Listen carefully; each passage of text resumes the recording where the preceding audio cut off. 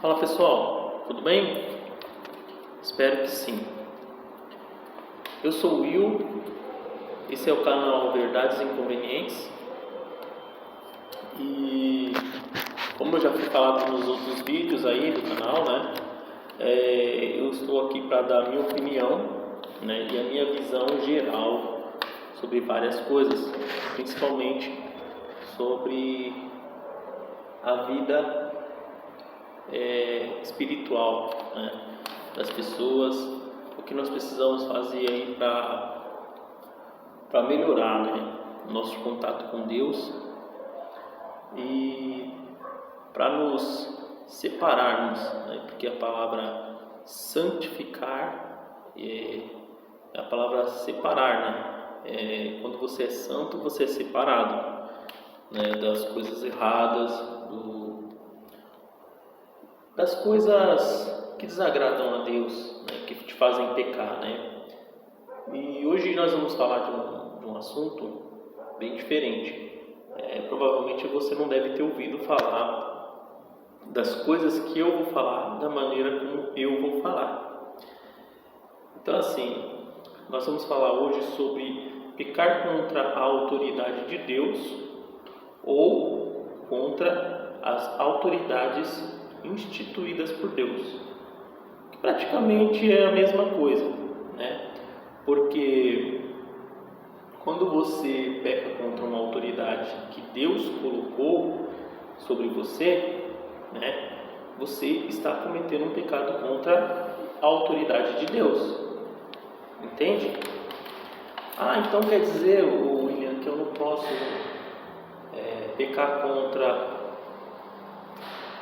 o meu pastor, o meu padre, o meu bispo, o meu apóstolo, né, o líder, né, da minha religião. O bom é que se você está numa religião, a pessoa que esteja à frente dela seja uma pessoa que você respeite, que você admire, né? Então por isso você vai tratá-la com devido respeito e nem por isso você vai sair dando, né, de ombros. Mas não estamos falando disso. Por quê?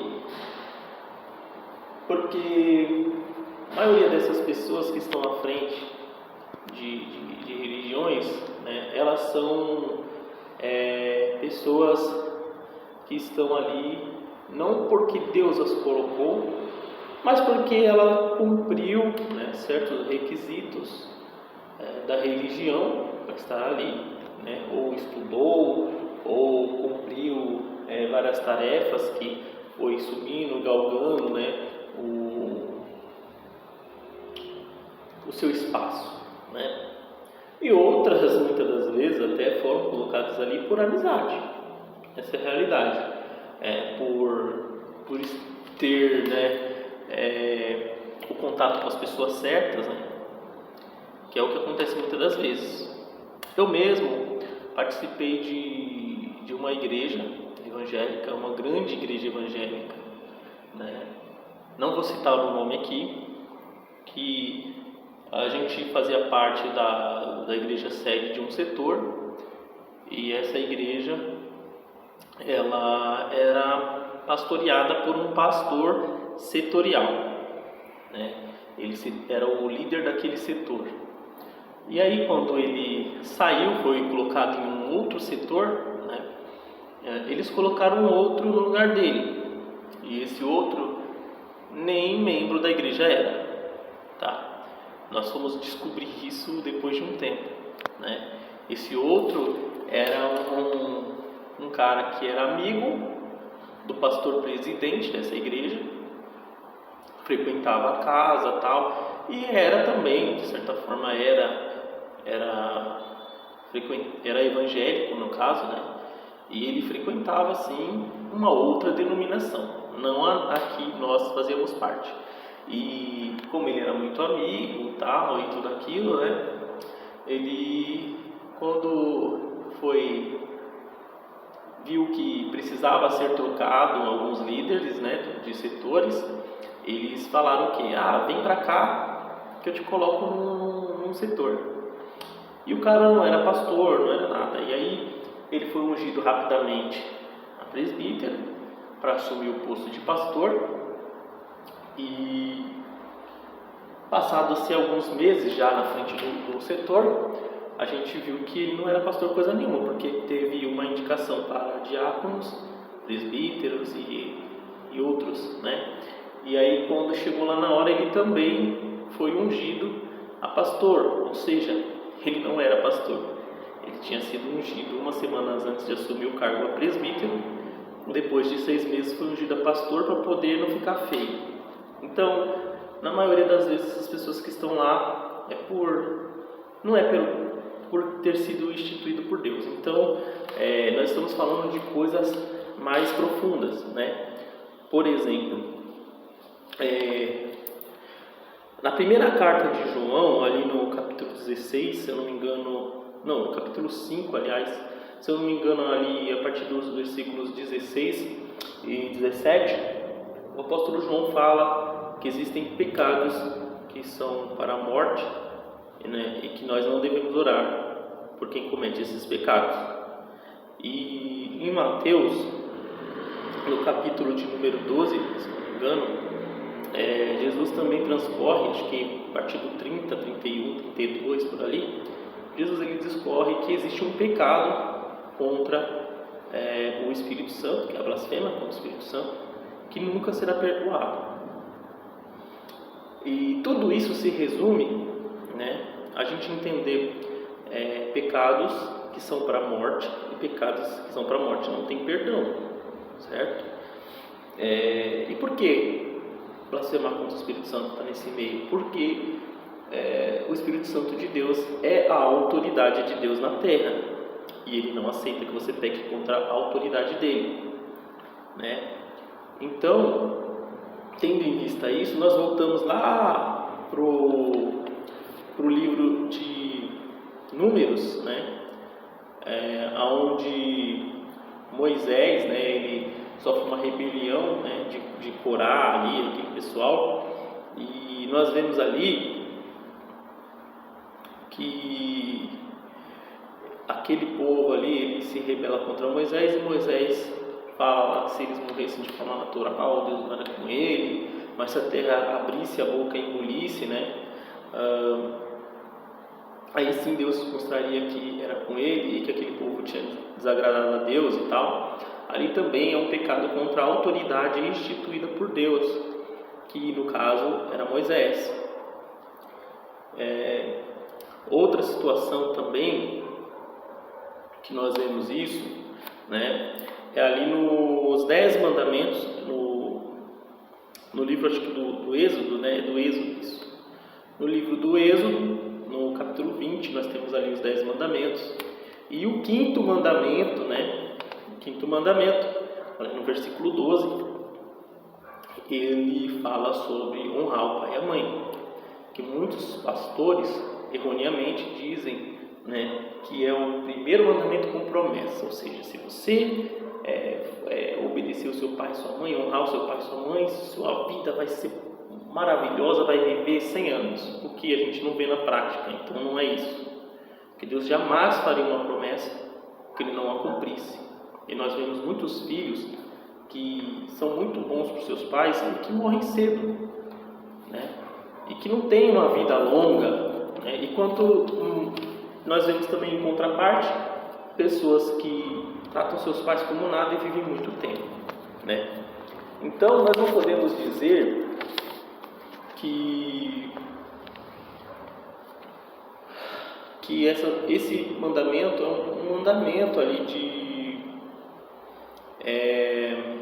como é que eu posso dizer, com promessa, né? Com promessa, não tem nada a ver isso. Ali na verdade é uma ameaça, tá? É uma ameaça de Deus aos filhos rebeldes.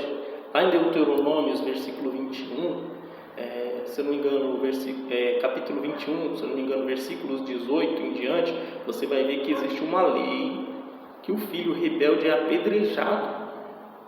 Ou seja, é um pecado para a morte você ser rebelde aos seus pais, né? E isso não é levado a sério, isso não é falado.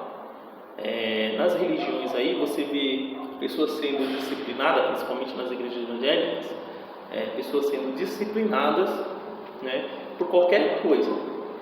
Mas muitas vezes um filho que grita com o pai e com a mãe, que desobedece ou desonra os pais, os avós, e estão nem aí. Esses aí não são disciplinados. Por quê? Por que será? É um pecado para a morte, é algo grave, é algo que você tem que explanar, as pessoas têm que saber para se livrar do inferno. É por isso que eu falo para vocês que muitas das vezes, se você é religioso, está dentro de uma religião que segue ritos religiosos, você está arriscando a sua salvação. Porque se você se coloca debaixo, né, da autoridade de alguém que é cego, como diz o próprio Jesus, cegos condutores, conduzindo cegos, ambos cairão no abismo, certo? Se você se coloca debaixo da direção de um cego, você vai para o abismo. E muitas das vezes você tem que parar para prestar atenção no que está sendo escrito, porque quando fala cegos condutores, não está dizendo aquele falso pastor, não está dizendo daquele cara que finge ou que é mau caráter, não, está falando de uma pessoa muitas das vezes honesta, que está te ensinando algo, acreditando que aquilo é verdade, mas ela está te levando para o abismo. Porque senão ele não falaria cegos conduzindo cegos, ele falava mal intencionados conduzindo cegos, né? Ambos cairão no abismo. E na prática não é assim. Na prática não é assim, né? Se você for ver bem, tem muitas pessoas ensinando, né, a você uma vida religiosa que não bate com a palavra, que não bate com a verdade. E se você se coloca debaixo da autoridade dessas pessoas, você está indo para o abismo. Voltando àquele episódio de Êxodo, lá onde há uma rebelião contra Moisés, se você lê mesmo ali, né, no livro de Êxodo, os versículos que estão ali o capítulo 16 de Êxodo, Números, né, onde tem uma rebelião ali contra Moisés. Nos versículos 30 a 35 ali, você vê a sentença de Deus sobre aquele povo, né? Voltando aí ao capítulo 16 de Êxodo. Então, a sentença ali no versículo 32 fica claro, porque foi engolido, né, os homens, as famílias, né? E se você lê ali no 32, fala assim, até aqueles homens que pertenciam, ou seja, os servos, que praticamente eram escravos, não tinha opção. O cara que era o cabeça ali falava, vamos fazer, eles tinham que fazer, porque ele era servo. Até eles foram tragados pela terra, e até mesmo as crianças e os animais. Então, se você se coloca debaixo de uma autoridade, você incorre em pagar pelos pecados dessa autoridade. Então, você, homem, não dê a sua autoridade para ninguém, né? Porque eu falo que de autoridades instituídas por Deus, porque pai e mãe são autoridades instituídas por Deus sobre os filhos, e o homem é autoridade instituída por Deus sobre a mulher, né? Então, se você é mulher, desonra o seu marido, desrespeita o seu marido, você perde a sua salvação. Cuidado, porque o homem é a cabeça da mulher, assim como Cristo é a cabeça do homem, e Deus é a cabeça de Cristo. Ou seja, o homem chega a Deus sem ter Cristo? Não chega, não tem outro caminho a não ser Cristo.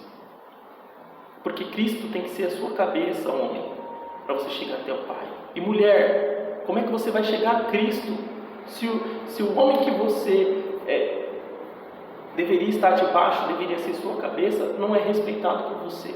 Se você age como se você fosse independente deste homem, então é muito perigoso você brigar, ou você faltar com respeito, ou você se rebelar, né, contra uma autoridade instituída por Deus. E o seu pai, o seu marido, é uma autoridade instituída por Deus. Já o seu líder religioso, nem sempre.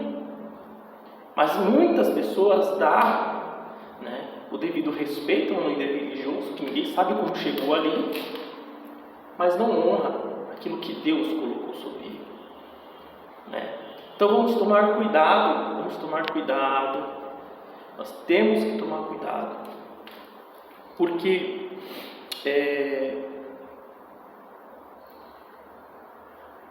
no final de tudo, né? No final de tudo, Deus não vai querer saber, mas fulano me ensinou assim, tá parecendo Eva, né? Foi a serpente que me enganou. Não vai dar certo.